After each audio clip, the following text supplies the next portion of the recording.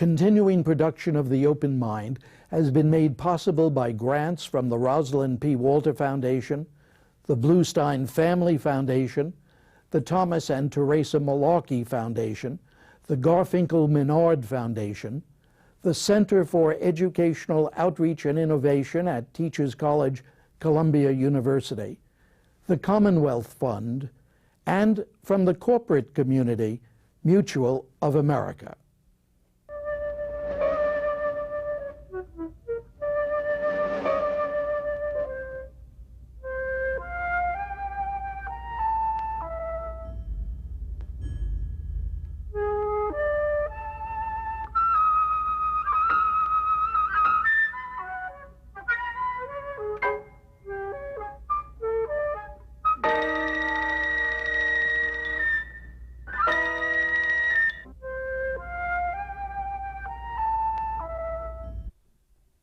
I'm Richard Heffner, your host on The Open Mind, and my guest today has joined me here many times over the years. In fact, this is the 22nd time, and each time I realize all over again how much I respect and admire his wit, his wisdom, his erudition, his extraordinary ability to bring reason and a profound understanding of human psychology to bear on the legal problems we face in society and as individuals. Indeed, I hope that someday he'll let me turn the thousands of words we've exchanged here on the air into print, a book like my Conversations with Elie Wiesel, published now by Random House's Schocken Press. Yet my guest, my friend, is a lawyer, a quite distinguished attorney and brilliant advocate, and that may complicate matters. Indeed, partner in the prestigious law firm of Cahill, Gordon and Reindel, Floyd Abrams is one of our nation's premier constitutional experts, internationally known and admired for the cases he tries and the appeals he argues for clients high and low. And the complication, for me at least, is related both to stories about his profession's recent encounters with some troubling ethical issues, and to my own thinking and agonizing over what Mr. Abrams said to me here on The Open Mind a half dozen years ago and more, when we discussed an article he had just written for the New York Times Sunday magazine entitled Why Lawyers Lie. Not do they lie, but why they lie. Appropriate then that the American Bar Association recently considered updating some of its rules relating to professional ethics in order to give attorneys freedom that they hadn't had before to tell the truth, to divulge their clients' secrets if such revelations would prevent fraud, injury, or death. The ABA rendered what might be called a mixed decision here, giving lawyers the right to disclose clients' confidences to prevent, quote, reasonably certain death or substantial bodily harm, end quote. Note that the opposition to loosening lawyers' lips was and remains quite intense in the profession. And I want to ask Floyd Abrams what his stand is and how it relates to why lawyers lie. Floyd? I think what the Bar Association did was just about right. I think we have to remember what lawyers do. They speak for clients. They appear for clients. They're not independent actors, even though lawyers act, but they are really the best embodiment of what their clients could say for themselves. And since clients do bad things sometimes, lawyers are defending bad things, sometimes even bad people. I wouldn't have it any other way, but I can't think of a way to ensure that clients will speak to lawyers other than a rather general and rigidly enforced policy against requiring lawyers to reveal what clients tell them. We have to be able to promise and mean it, confidentiality. So to have an exception for bodily harm is one thing. I'm in favor of that. But I think we have to be sure that the rule remains, the general rule remains what it's been. If you come in my office, you can tell me your secrets. You can tell me what you did wrong. You can tell me the truth, and I'll defend you. That's what we do. And when it comes to fraud, because this was the other issue before the ABA. Yeah, one of the problems with fraud is that fraud, more than bodily injury, is often a matter of opinion. You know, my fraud or your fraud may be my, sharp dealing, dealing around the edges. I don't think we want lawyers to be in the business of passing judgment about whether their clients have committed fraud or not. That's not our job. We're not specially trained for that.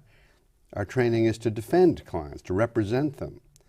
And so if a client that arguably committed fraud comes in and says so, you really want us to go to the police? Who's going to come? And how are they going to be represented? And what are we going to do in the many, many cases where it's not at all clear what fraud is, and if or if not a client has committed fraud? So I think we have to pay the price, and it is a price, as a society, of saying, look, when you go in the lawyer's office, you can say certain things, certain true things, hopefully. Generally, people tell the truth to their lawyer, often I must say, too often not, but we encourage them to tell the truth, and they won't, and we can't represent them well if we then become this sort of mini police or extension of the FBI if we start hearing things that sound bad to us. Well, you know, John Sexton, the dean of NYU Law School, who is now the president-designate of the university itself of NYU, was here the other day, and I couldn't quite get him to talk about that, but he did talk about this noble profession, this noble class of beings, these priests of our society, the lawyers. And he didn't mean just any lawyer. Of course, he meant the elite lawyers. But when you have a priestly class like this, isn't there an obligation to society? What about that aspect of the profession? Well, the obligation to society, I think, is fulfilled by representing clients. I mean, the role we play, the role our society asks us to play, is to do the best job we can in advising, but also articulating for a client what the client could say if she or he could say it as well as we can. And that's the role we play. We're not the justice givers. Judges are, juries are. We're the players on the stage who hopefully lead to justice being done. But when I go back to that piece that you wrote for the New York Times, I had the feeling that you were uneasy at that point about just exactly what you're saying now. Well, I am uneasy about some of the game playing that lawyers engage in. I do think that we could be, and probably should be, stricter on the behavior of lawyers, not their keeping confidences, but about the screamers and deceivers and the like. I do think that a lawyer has an obligation at one and the same time, A, primarily to his client, but B, also to the judicial system. And the way you'll fulfill the second one is by performing your role in an appropriate way according to the rules. And a lot of lawyers have gone a long way. I do find troubling lawyers who make up, conjure up false charges against people who they're examining with the thought that, well, the only way to get my client off is to discredit this witness, so I have to do this or that. Now, that's a difficult line. We are obliged to represent clients zealously. We don't do our job. We violate our canons that are supposed to guide us if we don't represent clients zealously. At the same time, when a lawyer spends his time trying to discredit a witness by suggesting something that the lawyer knows isn't true, about the witness or saying something to get it in front of a jury and slip it by a judge that you know isn't so, that it seems to me goes across the line. But I'm a little puzzled. You say that the lawyer knows isn't so.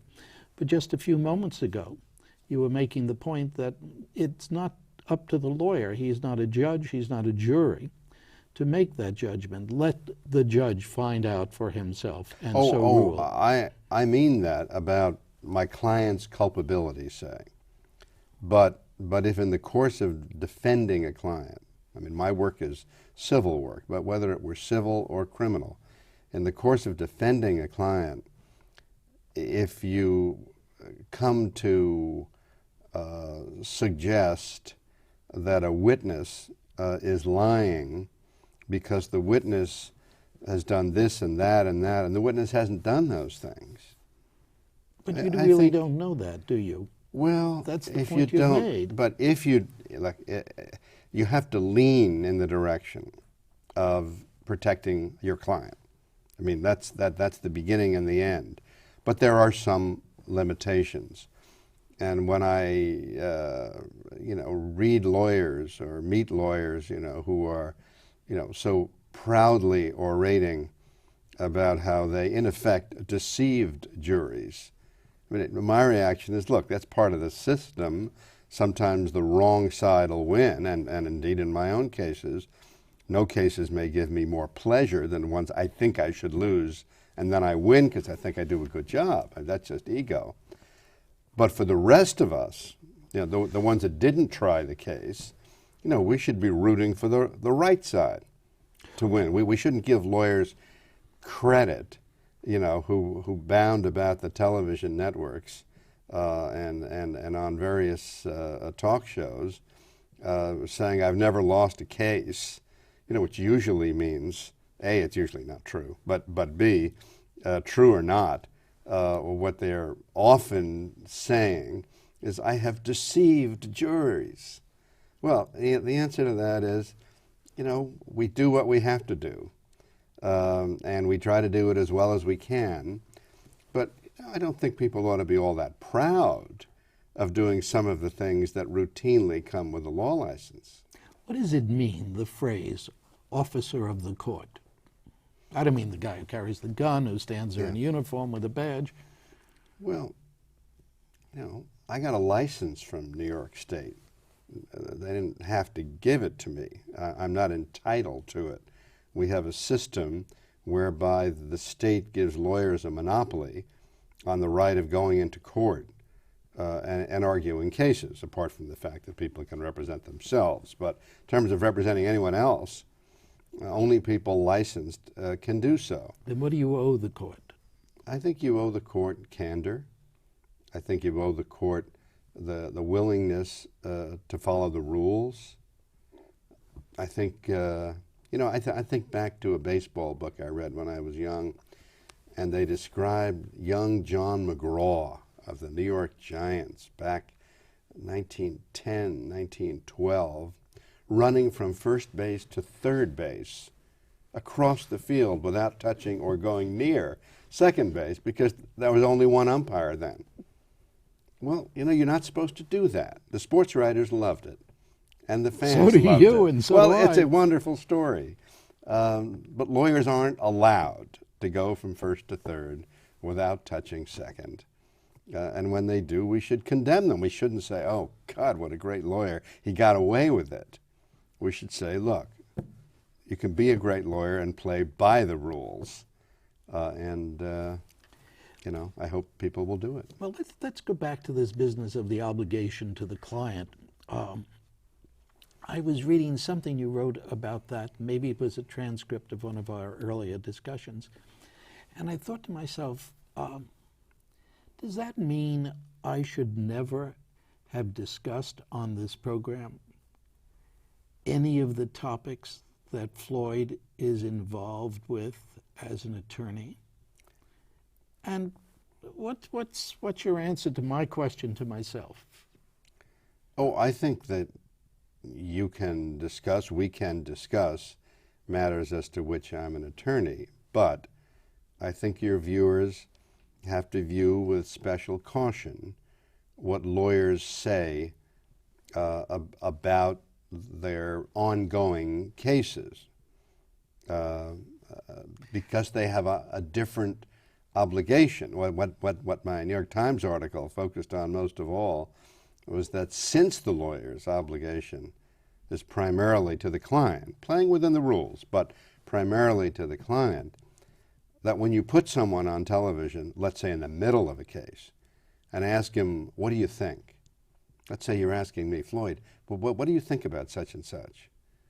And I think to myself, that damn fool. He doesn't get it. He doesn't understand. I'm not Floyd Abrams anymore. I'm not his friend anymore. I'm a lawyer of somebody, and my role is to defend that party. So I may be right in what I'm saying, but I am no longer the person you thought I was, because my obligation, my loyalty, is to someone else than answering your question as I might more candidly do so in another context. Well, you know, that I don't want to push this too far, because I'm likely to get a no from you the next time I invite you on the program, but think of the implications. I'm not talking about an ongoing case. I know what you mean about the lawyers who emerge from the courthouse, and when they're asked by some foolish reporter, what did you think, or how do you react, presumably we're listening to an expert. We're listening to an advocate, not an expert. I introduce you as variously as the leading constitutional or First Amendment attorney. I want to be able to discuss with you, and many times we have, the larger question of free speech, and we've talked about violence in the media, and I have a point of view, you don't share that point of view. Sometimes I think you do share the point of view, but you are still an attorney at large for CBS and the New York Times, et cetera, et cetera. Now what do we do? You smile. Well, I smile because, you have to decide before you invite me whether you think I'm going to say things that I believe or not. I'm careful in what I say about some things, but I don't say anything that I don't believe, and I don't have to restrict myself except insofar as it would be inconsistent with something I'm saying or would likely come to say soon in court. I mean, for example, it would be hard for me to come on your program and say, there's really no need for journalists to protect their sources. It's just, looking back on it, it doesn't make any sense at all. People will talk anyway. I couldn't say that, even if I believed it. But I wouldn't lie to you, and it would be a lie if I said it, and took the other position if I didn't believe it. So you can be assured that what you see is basically what you get. Yes, but you're also making the point that that's shaded a little. You may not, I'm sure you won't say something that you don't mean, but will you say something that you do mean, or will you restrain yourself from being forthcoming? Another smile. Well, yeah, because there are times when I probably do have to restrain myself from being fully forthcoming. I haven't left the playing field yet. I can't and wouldn't violate a sort of what I view as, at least, as a sort of implicit trust I have with people that I'm still representing. And one has to bear that in mind. So, one is entitled to discount, or at least to question, what I say precisely because of that. That said, though, I'm not just a spokesperson, and I don't show up at an event like this simply to mouth the platitudes of my clients. But do I sometimes have to restrain myself from saying things? Sure, I do. But I'm not. It's not just lawyers who have to do that. I mean, we all live in a real world out there, and a part of that is that there are limitations on what we choose to say about people and institutions to which we owe one or another sort of obligation. What is that business again?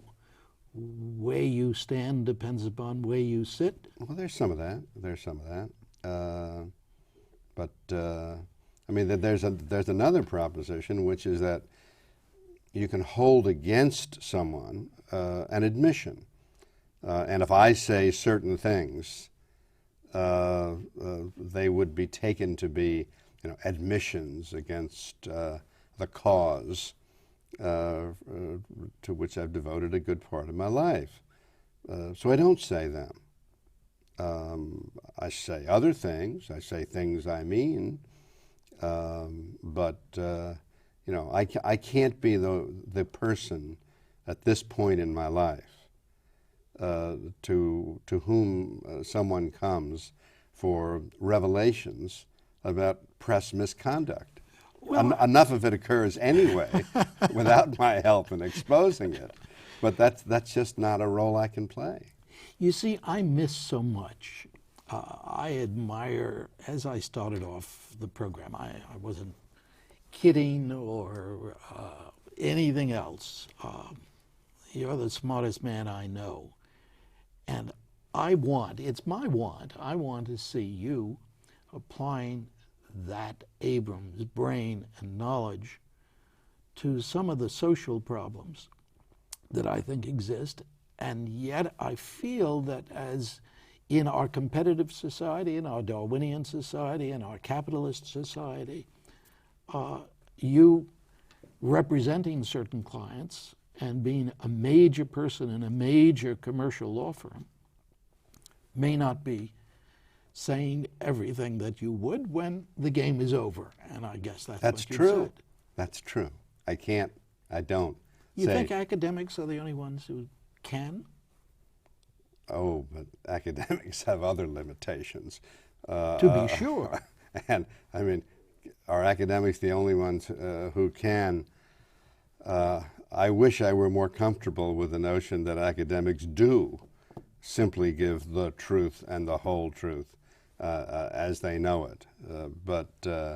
I mean, I found in the legal area, for example, academics write law review articles for the purpose of persuading certain Supreme Court justices. They shape the article that way. Is that ignoble? No. But is it really straight in the sense that are they really saying what they think, or are they really trying to persuade? They're often writing for the purpose of persuading.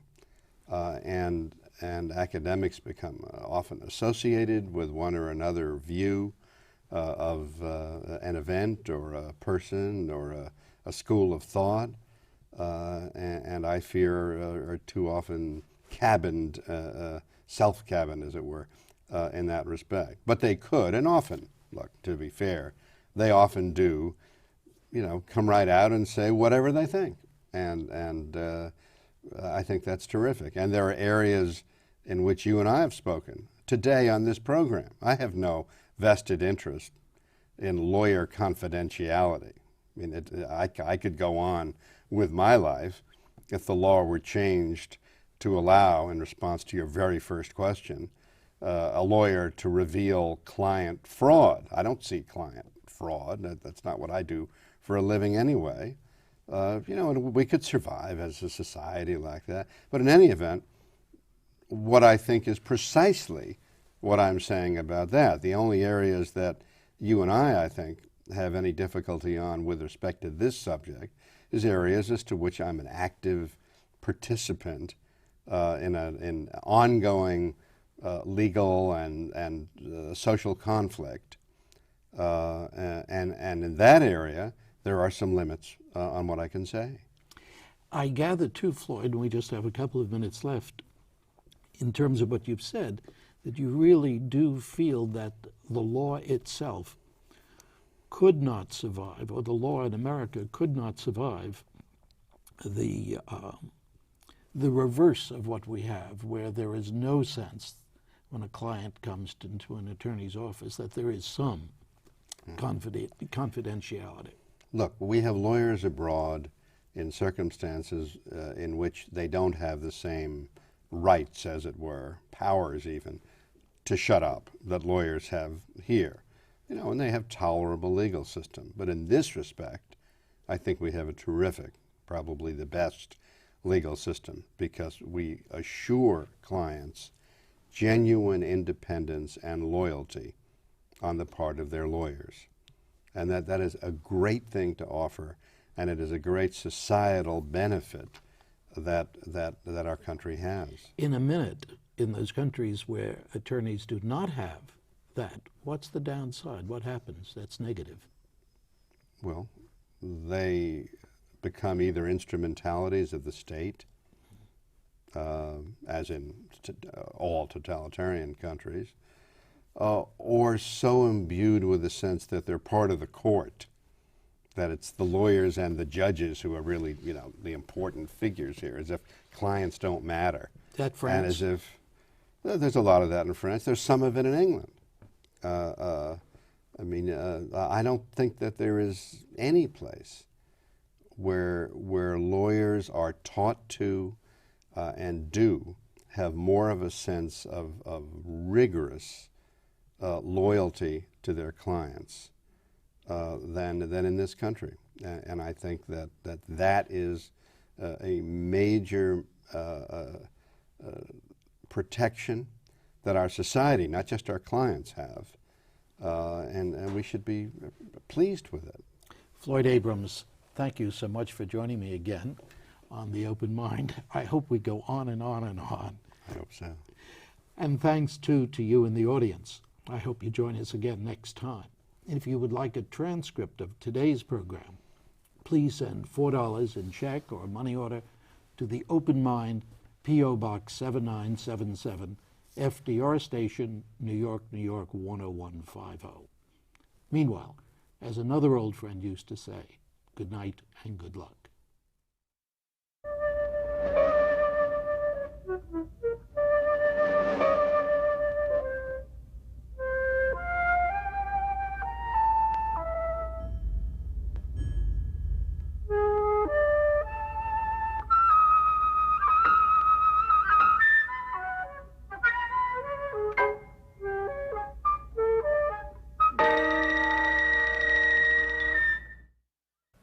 Continuing production of The Open Mind has been made possible by grants from the Rosalind P. Walter Foundation, the Bluestein Family Foundation, the Thomas and Teresa Malarkey Foundation, the Garfinkel Menard Foundation, the Center for Educational Outreach and Innovation at Teachers College, Columbia University, the Commonwealth Fund, and from the corporate community, Mutual of America.